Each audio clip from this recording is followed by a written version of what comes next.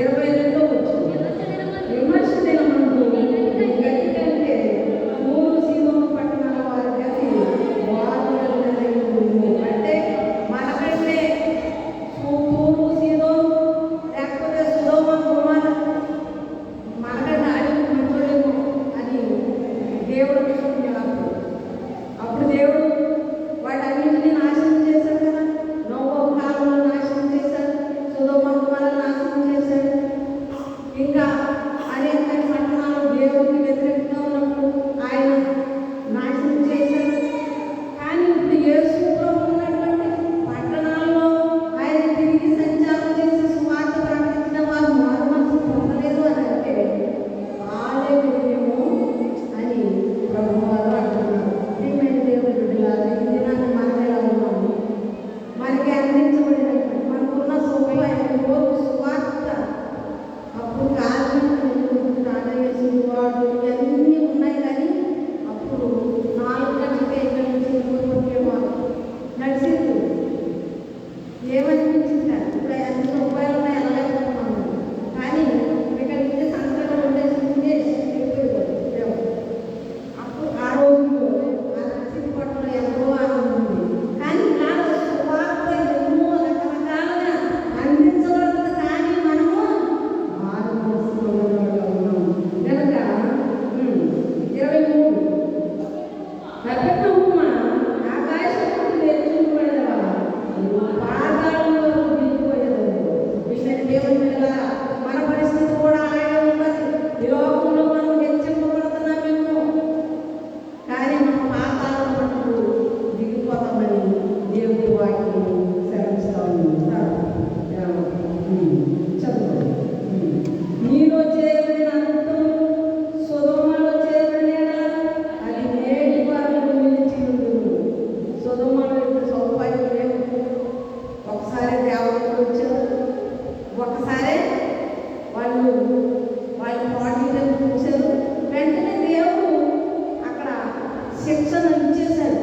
కానీ ప్రవర్తన పంపలేదు, బోధనలు పంపలేదు, వేసే ఎక్కడ లేదు, ఇవ్వలేదు. వెంటనే శిక్షించబడింది. కాబట్టి మనమైతే చాలా పొందుతున్నాం. మనకి ఎంతో మంది బోధనలు బోధిస్తూ ఉన్నారు. ప్రతిరోజు వాక్యం వింటున్నాం. ఈ చెవిని ఆ చెవిని విడిచిపెట్టేసాం అనుకోండి. ఇప్పుడు దేవుడు ఎలాగైతే మాట్లాడతారో మన విషయంలో కూడా దేవుడు అదే విధంగా మాట్లాడతారు. చదువు. విమర్శించడం ఈ గతి అంటే సుధోమ దేశం వారి గతి చెప్తున్నాను.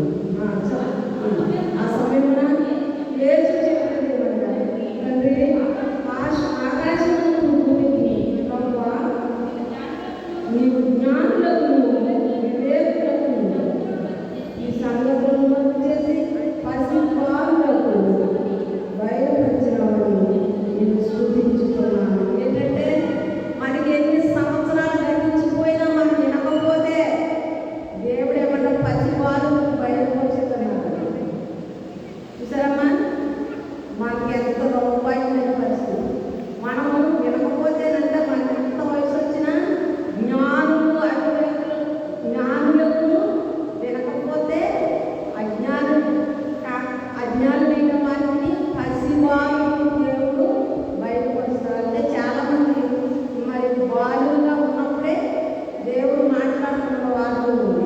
కానీ చాలామంది మనం చిన్న చిన్న పిల్లలు మరి పెద్ద పెద్ద వాక్యాలు చెబుతున్నారు.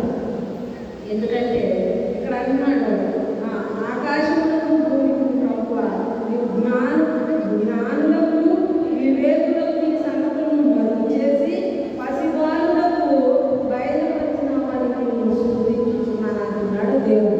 చూడండి, మనకి ఇంతమంది పెద్దోళ్ళు ఉన్నారు. దేవుడు మనం ఎవరు వినలేదు అనుకోండి. మన చిన్న